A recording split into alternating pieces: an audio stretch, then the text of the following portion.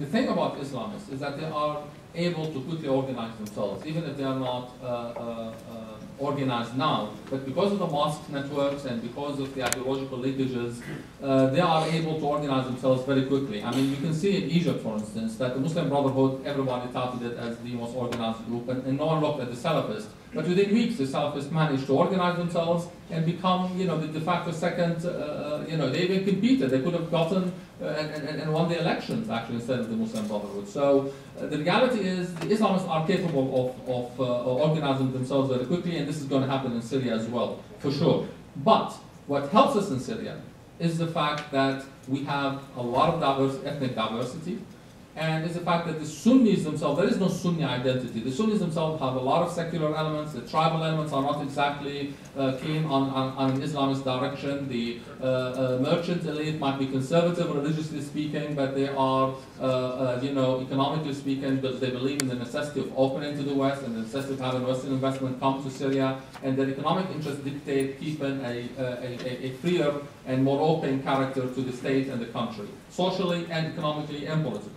So this is really the protection. However, if you want to, if liberals are left on their own, liberals once again in our version, Arab version of it, which is mean the democracy, the people who believe in democracy, openness into the West, and who are secular in nature.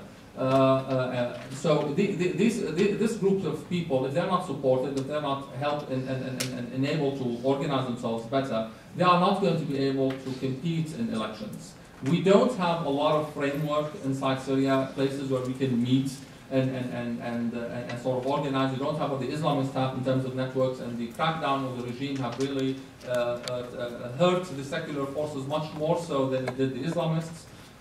So we have a lot of work ahead in terms of building our grassroots support networks. So these kind of initiatives that we have really need to be supported so that we are able to compete in democratic elections with the Islamists and be able to not only contain them but also prevail over them. I believe this is what the Syrian people in fact want, because during the protest movement you can see the protesters carrying slogans and banners that indicate the pragmatic tendencies on so many issues and make them winnable as far as the secular forces are concerned. If we knew how to state our programs and if we knew how to do an outreach effort to the grassroots, we are definitely going to be able to compete with the Islamists in Syria, much more so than you have seen seculars and liberals do in Egypt. Thank you. Let's stop there and go to the next question over on the right.